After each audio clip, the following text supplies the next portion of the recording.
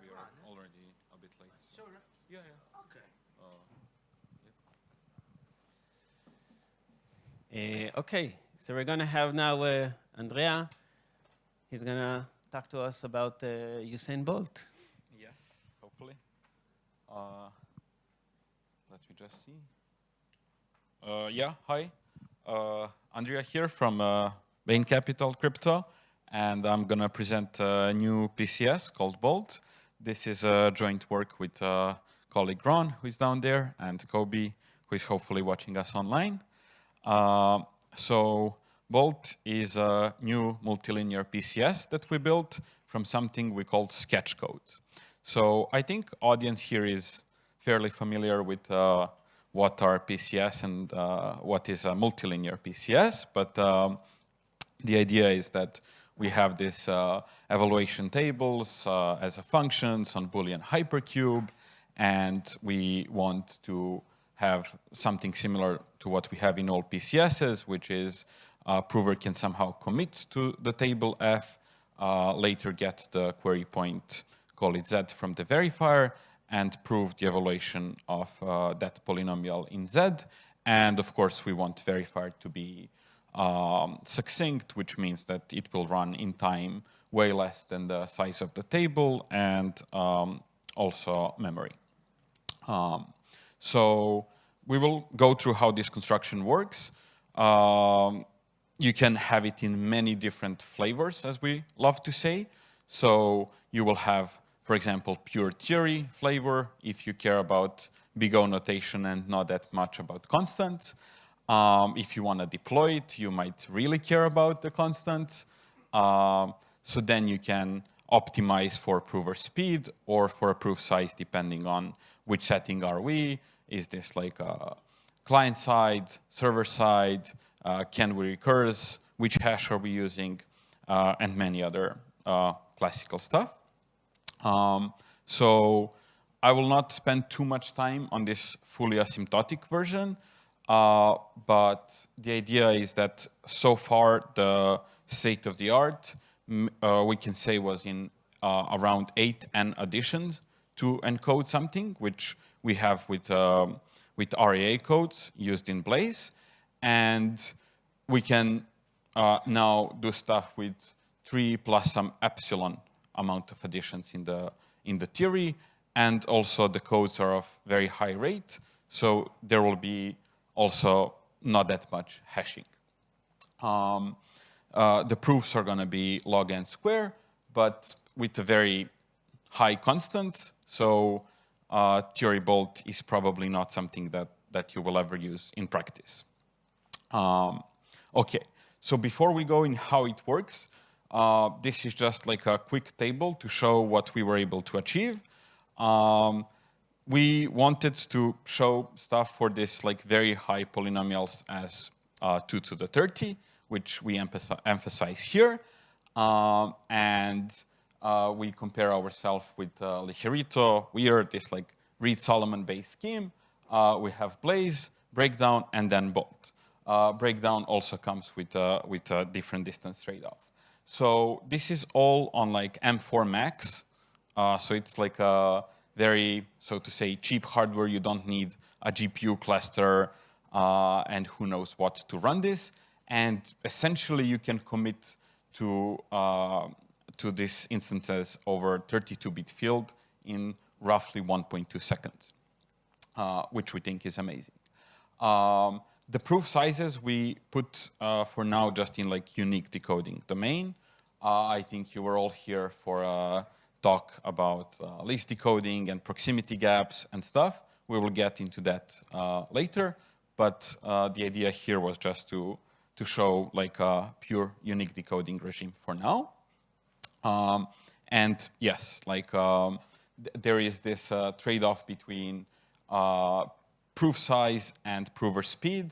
So just by paying a little bit more on the prover side, we can substantially reduce the proof sizes. Okay, so the main goal of this work was to achieve something that is very hard. So there's been a lot of work in hash-based PCS, and seems that that's going to be a new standard. Speed, quantum stuff, whatever. So we have kind of two different versions of schemes. So we have a lot of work being done in Reed-Solomon codes, and you're fairly familiar with Fry, Weir, Steer, etc. So in big O notation, everything with Reed-Solomon will run in n log n. And then we have also like linear time encodable codes, such as Breakdown and Blaze, etc. But what none of these linearly time encodable schemes seem to took off, and it kind of always come with a very larger proofs, which makes them very impractical for the deploying in systems. So our goal was, okay, can we make something? Oh, okay, sorry. Can we make something that is faster than Reed-Solomon, but not have a massive proofs, and still have something reasonable to encode and deploy practically? And yes, this was not an easy task.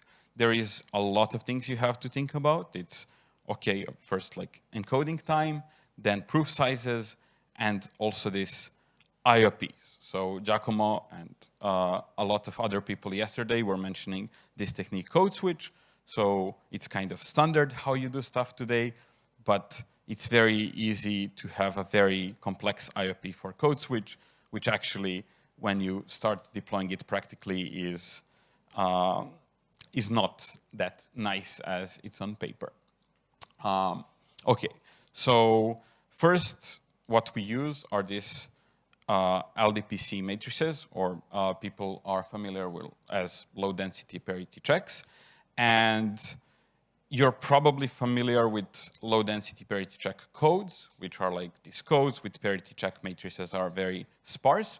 So we use them here in a very fun way to actually encode stuff. They have a very important property that if we look into the kernel of these matrices, there are no non-zero low-weight messages. So that's going to be a very important thing for arguing distance of this code. Another important thing is that this matrix is sparse, so we can encode with it. We can multiply vectors with this matrix in a linear time. And there's a lot of work on efficient IOPs for checking sparse matrix vector multiplications. You might be aware of Spartan, for example. This is also this new work called MulPerm, which gives a very efficient way to do these things. And also the encoding matrices we use for code switch have to have some properties, which are that their rows of these matrices are efficiently can be efficiently extended and evaluated. And so far, there are not many codes that have these properties, and LDPCs have this property naturally. Okay, so then we also use what everybody was mentioning is this code switch. I'm not going to go there too much, but the idea is you can start with some code, and in all these PCSs, we have this interleaving. So you want to encode as much data as possible with some fast code, and then reduce claim to some other code which has some better properties. Might not be that fast, but since anyway instance is folded and substantially smaller, we can pay for like larger encoding time in this switch. So again, I love to look into these pure Reed-Solomon schemes as also code switching just from Reed-Solomon to Reed-Solomon, but it can get more complicated and with more ingredients. So also the big idea of this work was, can we have also as simple as possible code switch IOP, because that will also impact a lot practicality of the scheme. Okay, so let's just briefly look what is this thing we call sketch codes. So we first start with this sparse matrix and some factor alpha, which we always take to be less than 1. So you can imagine that this matrix will compress your message into something smaller. Okay? So first you apply this sparse matrix. We can, as I said, multiply with this matrix quite quickly. And then we are left with something that is smaller than the message. So you can imagine that rate of this code is high, larger than 1/2, and you want to get as close to 1. So then you're left with something smaller, and then you can have another code, whatever code you like, and encode this already encoded syndrome, which we call sketch, with this different code. The code itself is systematic, so you can see that you just append the message, you do one sparse matrix multiplication, and then you encode that with another code. And it turns out that this has a very nice encoding time and also very nice distance. So encoding time is very easy to see. It really depends on sparsity of this matrix H, or so to say, number of non-zero elements you have there, and whatever is the encoding time of the another code you want to use. Distance is also not that hard to argue. So as we said, in the kernel of H, there are no low-weight messages that have zero encoding. So if you start with something that is higher weight, you're kind of done. If you have something that is very low weight, then this other code C will add distance to it, and you will end up with a pretty neat distance. Similar time when we published, there was also another work that's called the sketched code, concurrent with us, and they used it to improve encoding times of breakdown. Okay, so I know a lot of people love to encode rows in interleaving. We kind of work with columns. It's just more natural to me. So at this point, I think everybody here is aware of the Ligero techniques, where you start with some matrix, you encode its columns or rows, verifier sends random linear combination, and we fold it into something else. So we do that here also. And as I mentioned, we wanted to have the most simple IOP ever. So as I will show you in the concrete instantiation, we are also going to rely on Reed-Solomon codes.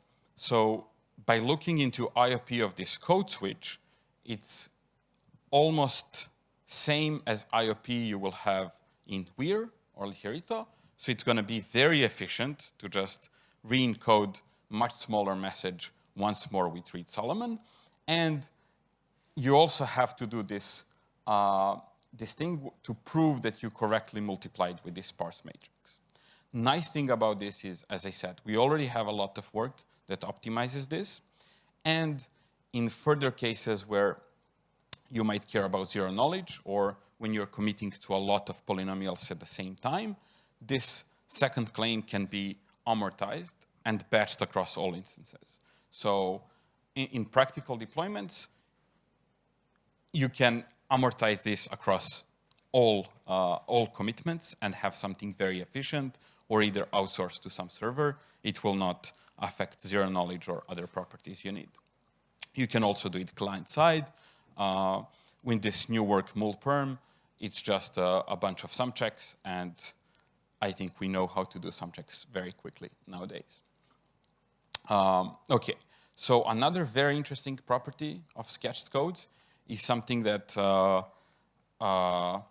we call piecewise distance. So I think in this Ligero style arguments, we know how we encode, say, columns, then verifier sends some randomness, we fold, and then we have these spot checks. So verifier will send us a bunch of queries, which are like drawn from like uniform distribution of the block plan of the code we use, and then we just perform a lot of these spot checks. The idea here is that because of this very nice sketch structure, you don't need to throw these queries fully uniformly. So you can first check the bottom, the sketch part, with whatever code you're using, and after verifier checks that, only then it gets to checking the message part. And for this, it's very easy. You just prove that proximity gaps hold also for like affine subspaces. And this also improved a lot in our proof size, I think 20–30%. And there are also like some techniques how you can get very nice, nice distance amplification if you're happy to pay a little bit more in hashing. So yeah, we call it piecewise distance, and it's a very nice property of these codes.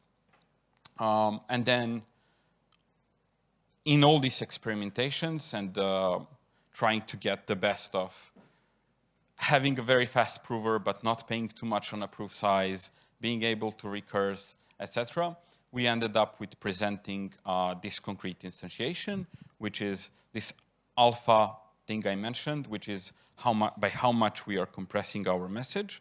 We picked to be 8, and for this client-side applications and going to this 2 to the 30 to, let's say, even 2 to the 32 polynomials that you can nowadays actually very efficiently run on your laptop in a couple of seconds. We picked that 8 is kind of a sweet spot for having the best proving and proof size trade-offs. And then we used just rate 1/2 Reed-Solomon to encode this much smaller 8 times compressed sketch. Here, it's fully generic scheme. You can use RAA or Spillman, like whatever you like. It's just gonna, later you need to pay even with like potentially larger proofs or more complicated IOP for the code switch. So this instantiation is kind of balancing everything at the same time. Okay, we can speak more. I really think that we are having some improvement in how we should think about what is practical to do nowadays. Pure client side on our laptops that are not that expensive. We don't need GPU clusters. We don't need a large amount of compute to do very large polynomials and very large circuits. So all these codes are very SIMD friendly. So if you are careful with how you do like a little bit of assembly, a little bit of prefetching, and some CPU instructions, actually speed ups are enormous. And also a lot of things we do nowadays, we want to benchmark with binary fields because they're very CPU friendly, which we show with the numbers before. And another, I think, very important part for the having systematic codes is that also on our current hardware, it comes with both CPU and GPU. So having a systematic code of high rate allows you to, while you're encoding, as we saw, you are just copying the message, which means the code is systematic. So what you can do is you can use either CPU or GPU based on which hash you want, and you can do this computation in parallel. And this is, you don't need to buy anything else to set up anything else. This comes on your chip for, like, so to say, for free, out of box. So essentially, with the fast binary hashes we have now, you end up having zero cost of hashing almost. So that's also very, very neat trick that you can do with systematic codes. So there are a lot of things to explore here. Given yesterday Dan's talk and something that we know exists, which is this proximity gaps for LDPC codes. We know they work up to capacity, so there is like a lot of potential to actually further increase this this 2 megabyte proof size that I showed, like by 3–4x. And remember, I showed you the proofs in unique decoding. We have also a bunch of Reed-Solomons there. So actually, when you use out of the main sampling list decoding, you can drastically reduce these proof sizes. we already, just with a pure unique decoding, tested like recursion with Blake, Ketchuk, and it's very promising. You can like do this in a matter of a second, full recursion, and have ZK, have very small proofs. With proximity gaps, this is going to be a big win and super easy to have a full recursion. And here we use this like random LDPC codes. There is also potential to look into de-randomizing them using more structure graphs or matrices, which will actually allow you better IOP for matrix vector multiplication, because your matrix now will be not random, but actually structure. So you can exploit that further. And yeah, with that, I conclude the talk. Hopefully I'm on time. Yeah.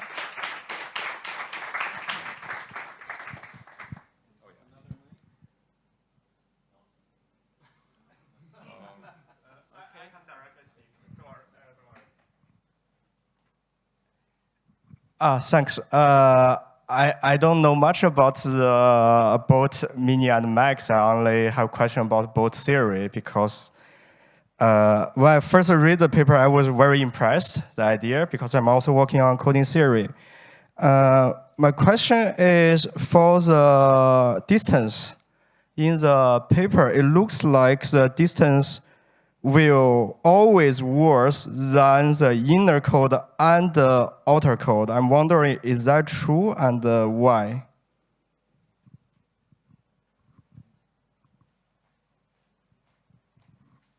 So actually, you asked about distance, right? Yeah. So as soon as you use any better code for the sketch, because of the piecewise distance, actually the distance will just depend on LDPC distance. So whatever is the LDPC distance, essentially that's going to be the distance of your code. But in the paper, it looks like even with like LDPC, you need to divide with 1 plus another like positive value, right? It's still worse than LDPC even.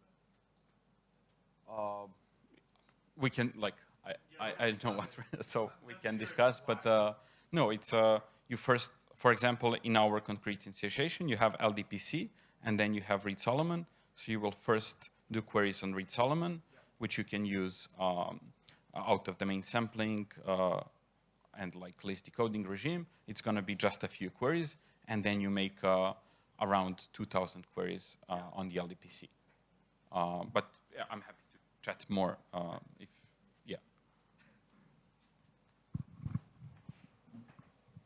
Hi, thanks for the talk. The sketch matrix H kind of looks like a code-based hash function when you compute the syndrome like that.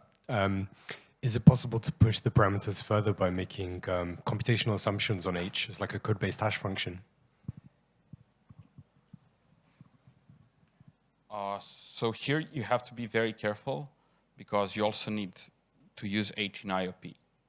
So H has to be like very structured. For example, in Reed-Solomon based, we have this rows of the encoding matrix being able to write it as a tensor product, which allows you to have a succinct and still fast prover. So H has to be LDPC. Essentially, yes, you can be very creative with H, but as soon as you do something weird, you will have to pay at some other step of the protocol.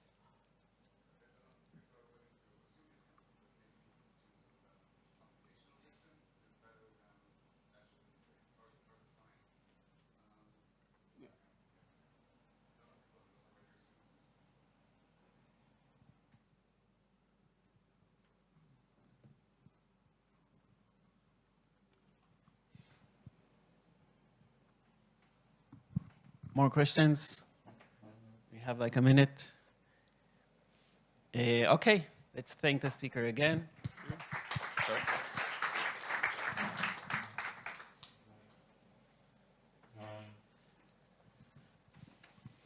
Is the speaker? Can you set it up with the mic? Should I like use my laptop or should I just use a clicker or something?